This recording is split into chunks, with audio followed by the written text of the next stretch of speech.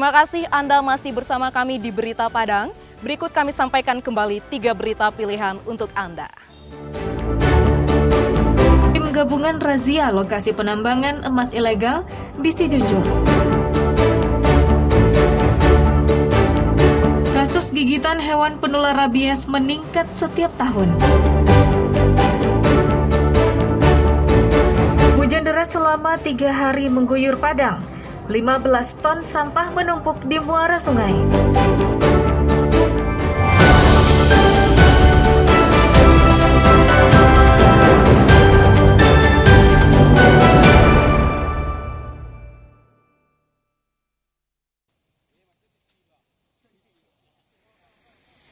Hujan dengan intensitas tinggi yang terjadi selama 3 hari terakhir di Padang selalu membawa dampak lingkungan.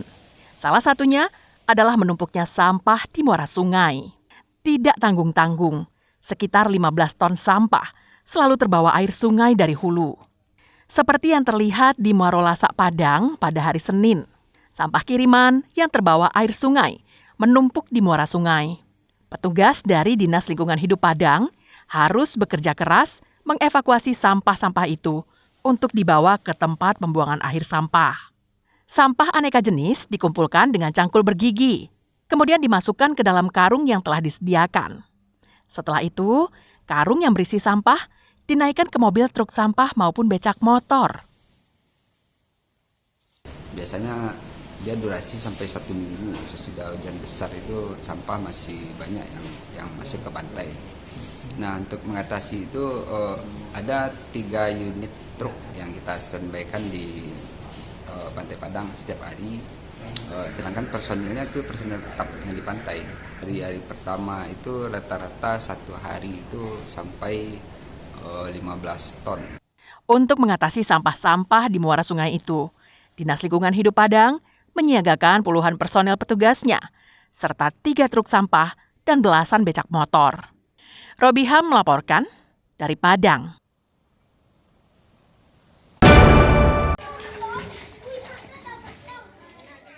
Kekurangan murid baru di tingkat sekolah dasar tidak hanya terjadi di Padang Pariaman, namun juga terjadi di Pariaman. Seperti yang terlihat di SD Negeri 16 Sungai Sirah, Kecamatan Pariaman Timur, Pariaman, yang hanya mendapatkan 2 murid kelas 1. Meski hanya 2 murid baru, namun guru tetap memberikan pelajaran seperti biasa. Kekurangan murid tidak mengurangi semangat guru untuk melaksanakan kewajibannya. Proses belajar mengajar berjalan dengan normal. Tak hanya kelas 1, kelas lain pun mempunyai kondisi yang sama. Ada yang muridnya hanya 6 orang, 10 orang, hingga belasan orang. Tidak ada yang penuh satu kelas. Kondisi seperti ini lebih menguntungkan bagi murid saat menyerap pelajaran, karena suasana kelas lebih tenang dan guru bisa lebih fokus memberikan pelajaran. Menurut kepala sekolah, kurangnya murid baru tahun ini disebabkan kecilnya wilayah desa dan sedikitnya warga yang berdomisili di desa Sungai Sirah. Ditambah lagi, pasangan usia subur yang cenderung pergi merantau setelah menikah. Sedangkan sekolah dasar ada di setiap desa atau kelurahan di Pariaman. Bahkan, jumlahnya ada yang lebih dari 1 sekolah. Ya, di sini kan kendalanya memang wilayah Sungai Sirah ini kan kecil. Kemudian kakaknya juga kecil. Nah, itu yang menjadi kendalanya di dalam penemuan baru Sungai Sirah ini. Karena memang wilayahnya kecil, kakaknya kecil, dan pasangan usia subur di sini juga kecil. Karena yang habis kawin atau nikah tuh umumnya pergi merantau. Permasalahan kekurangan murid baru sekolah dasar yang selalu terjadi setiap tahun, selayaknya lah menjadi perhatian serius dari Dinas Pendidikan, agar fenomena ini bisa diatasi dan tidak lagi terjadi pada tahun-tahun mendatang. Eki Rafki melaporkan dari Pariaman.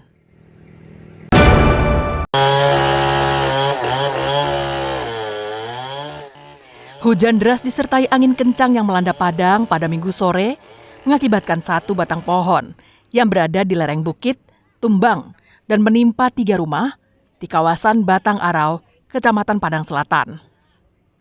Tim reaksi cepat dari BPBD Padang dikerahkan ke lokasi untuk memotong-motong material batang pohon menjadi bagian yang kecil dan dipindahkan ke tempat yang aman. Akibat pohon tumbang ini, 2 rumah rusak berat dan satunya lagi mengalami rusak ringan. Selain itu, salah seorang penghuni rumah yang bernama Putra dilaporkan mengalami luka parah di bagian kepalanya karena saat kejadian, Putra sedang berada di dalam rumah. Korban telah dibawa ke Rumah Sakit M. Jamil untuk diobati dan harus menjalani operasi. Informasi ada pohon tumbang mengenai kabel. Sebelumnya nanti tadi laporan dari warga ada api tadi itu dari tiang listrik, itu mengenai tiang listrik berapi dan mengenai 2 buah rumah di bawah dan 1 buah rumah di atas. Dari 3 rumah tadi itu kategori rusak berat 2, 1 rusak ringan. Untuk korban tadi ada 1 orang dari warga kita atas nama Putra. Informasinya dia mengalami luka di kepala. Berdasarkan analisa cuaca yang dikeluarkan BMKG, daerah pesisir barat Sumatera akan dilanda hujan dengan intensitas yang tinggi, serta di beberapa lokasi diduga akan mengalami angin kencang. Kondisi ini akan terjadi hingga beberapa hari ke depan. Warga diimbau untuk waspada dan hati-hati. Pasalnya, sebagian besar pohon pelindung yang ada di Padang berusia tua dan lapuk, sehingga mudah tumbang jika dilanda angin kencang. Alfi melaporkan dari Padang.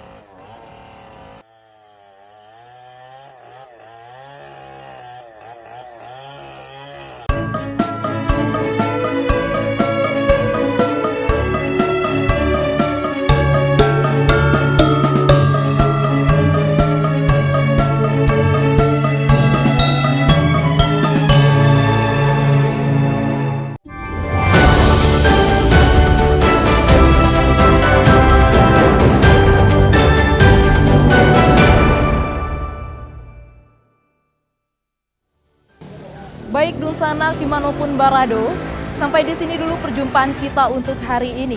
Saya Putri Febrina Marlini bersama dengan tim redaksi yang bertugas mohon pamit undur diri. Terima kasih atas kebersamaan Anda, tetap semangat dan sampai jumpa.